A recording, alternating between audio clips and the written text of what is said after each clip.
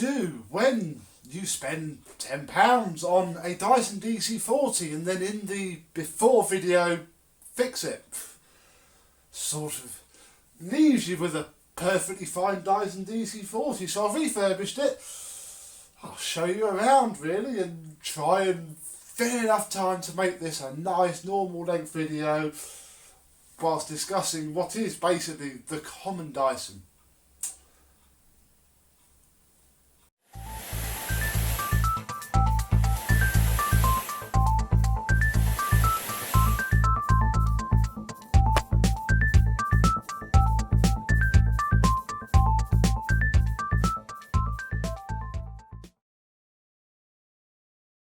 Yes, hello my vacuum cleaner chums, how are you today? Yes, this is the one that I bought for a tenner.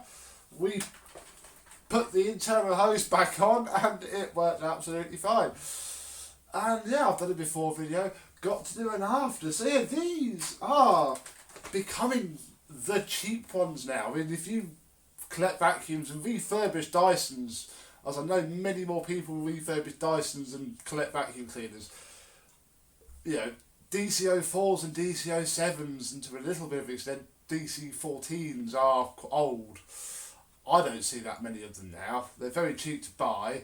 You can still sell them, but you know, DC33, 24 and 25 are still very popular. The problem with those is that they were the first ones with the separate brush one.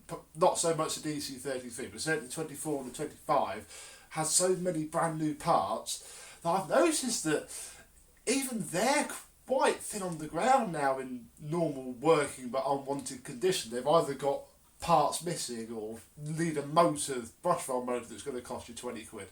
The profit margins, you know, not quite there. If you're going to go for one of those, pick one up that fully works at least. And it's just cheap. And this generation was always quite expensive. I mean, you still see job lots for like, you know, 200 missing the brush roll for like £300. They still could go for £70–80 on eBay, normally used, until quite recently, because this is the 4th or 5th one I've had now. These seem to be getting to the bottom of their value, which is good because you basically get a very nice vacuum cleaner. I mean, I've not been too kind to this generation of ball because it is a bit flimsy. I don't like the recline mechanism because it's just really loose. And obviously it's not a ball, it has two wheels. But they have grown on me the more I've used them and the more I've become competent in having them apart. So I've done quite a lot now. I still need a screw card because all of the screws are different sizes and you need one. I use 2 screw cards because there's quite a lot of screws. But it's getting more, you know, I can remember it more. So basically what I've done is I've fully refurbished this machine because it is to be sold/swapped. Person I do, we're just trying to nail down a date. Hopefully by the time this goes out it will either have happened or not. But yeah, so that's quite interesting. But yeah, it's been washed. So the hose is now, they don't come clean, but it's cleaner. The hose is there, that's quite good. I don't know. The wand is really odd. I'm still not a fan, I won't lie. I've got to love them because it's what I do, but yeah. Oh. Coming round to the bin, which actually has a little bit of dirt in it because obviously I've pushed it round to check it works. But this was again DIY disaster right here. But now it is lovely and clean, shiny and new. Didn't need to put a cyclone gasket in this, I don't recall. Let's just put it back on. Like so, the filter sits under here. There's no inner bit, which is a bit odd. I'm used to them having the inner cage, but this doesn't have it. I can't find it. I might double check. But yeah, there's the filter. Been through the washing machine very happily indeed. And yeah, down here is basically as you would expect. A very good condition Dyson. This is very good condition. DC40 to be the post motor filter, sits under here. I haven't replaced this. They are cheaper than they were. I'll be honest, I think you can get a set now for a tenner. But this was just on the right side of okay, really, for my eyes. It's grubby, but clean. I'll put that back in a bit. Again, these are getting to the age where I think I'm going to start, if I do a full refurb on one as a paying job, sticking a set of filters in, like you would do on a DC24 and DC25, because again, a filter set's like £4. Coming down, underneath, base plate was rammed full of everything imaginable, but it's now really, really clean. See, I'm struggling here because it's just a Dyson DC40. Put that back on there. One thing it doesn't have, of course, was the tools. Of course, I bought a set. You have to really hunt to get these with the holder, which falls off. Obviously, I didn't get this with the holder. I've got a couple in the shed that haven't got it. They're still quite expensive. You would pay £3 for a quite nice 3 set of tools for the earlier Dysons. This style, these are normally £8 or £9 on their own. These are normally quite cheap because obviously they were used more. And this is a pain as well. So again, if you're thinking of dabbling in one of these on a low cost, low risk basis, please be sure that they come with this, because it does fall off. It literally just clips onto there and it's easily knocked off. I'm not going to kick it off now because sods will snap it and that really will ruin my day. But yeah, should we turn it on? It's plugged in, so I shall hold the cable, recline the machine and turn it on.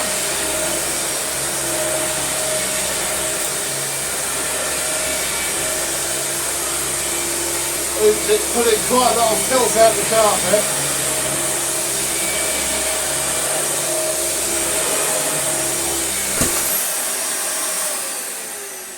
I mean, if anything, it's quite hard to push on this. I would say I'll do a comparison test with the V11, because in theory its whole marketing mantra of stronger than a corded vacuum cleaner was squarely aimed at these, but I can't because it won't work on this carpet. Point to the DC40 there. I should probably turn it into a comparison video. I might do one. So that was quite hard to push. For a laugh, we'll put the head. I always find these heads quite stiff to tweak, even when they're clean. We'll put it on max and see. Oh. Yeah, that is difficult. Even that's quite difficult. May as well give this a very good vacuum. Oh, look at that.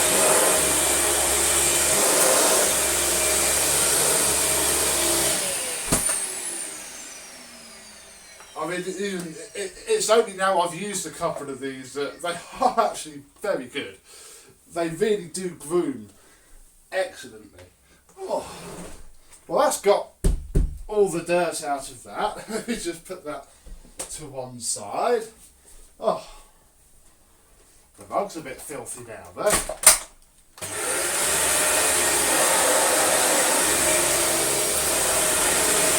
It really likes this rug.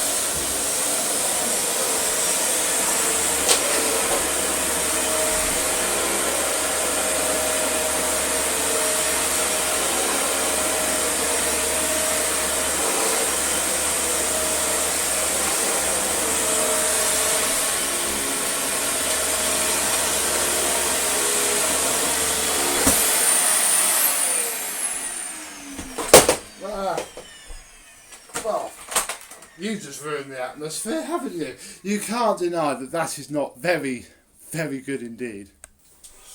You see, it's performances like that that have quite changed my opinion about these. It has transformed the rug. You'll see it's picked up a heck of a lot of dirt, look. Don't forget, I run the V11 round most days, and I then clean a couple of times a week with whatever mains cleaner I've got. This month it's the Miele with the built-in Lecky turbo head. And look, it's still raked all that out of the pile. It's just this brush roll. It is a really good thing that they redesigned it to the floating base plate. The only problem is you have to, on every second-hand one, oh, where are we? In there, look, in all the rubbery... In fact, I can... In all the rubbery joints, especially at the front because there's a groove, it gets full of fluff and basically jams itself solid. And it makes it really not nice. We used one of these for 12 vacuums in 12 months a few years ago. And I was a bit meh about it. It's purely because I thought I refurbished it. And so much crud came out of this head, it transformed it. So there you go, little Becco top tip. Always clean your head at least before you try and form an opinion on one of these. The suction is fairly good.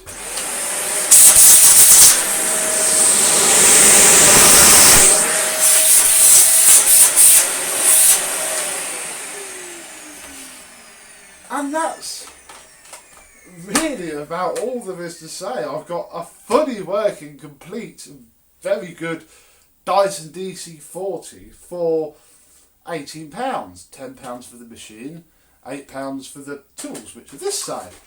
Ta-da! So yeah, crikey, this video covers all Galveston, doesn't it? Vacuum cleaner collectors and fans of me, here you go, it's done. We had a little bit of a talk about repairing. Yeah, if you want a cheap Dyson, you'd even one of these for 50 quid refurbished, unless you buy it from me, in which case it's perfect, would be a good bet. So we'll probably see lots more of these as I organically pick them up. I mean, when was the last time I showed you a DC07? Really? It is more and more of these. So yeah, we might have a few more. Problem really that there's only so much I can do. I'm not at the stage yet where I can film a refurb of one of these. Probably won't be long, but we have to wait for that. There is threads on the style before this style, the 41, both styles of that, on Manchester Vax. So if you do have a broken one of these, I recommend you go to the Manchester Vax forum, go to the second generation ball upright section, and it's sticky at the top. ERP is this head here, this switch here, and it says it on the serial number, which is here. Yeah, ERP is then what they put no motors in it for the EU and put this slidery bar on. So there you go, if you're struggling what to search for. But I've gone on about as far as I can on this video in terms of, you know, looking at a vacuum. Maybe I should do a vlog where I chat about what I think, but my opinions are worthless, frankly. It would be a waste of time. For this though, this was not a waste of time. I'm hoping this swapsy comes through because there's two machines in there, one of which will be refurbished and sold anyway. So I'm getting cash my way with this, and there's something quite cool, which I never had before. But I'm not going to get excited because it might not happen. But until then, and for this video, I thank you very much for watching. I hope you've enjoyed, or at least it's not been too bad to tolerate it. And I shall see you soon. Bye bye.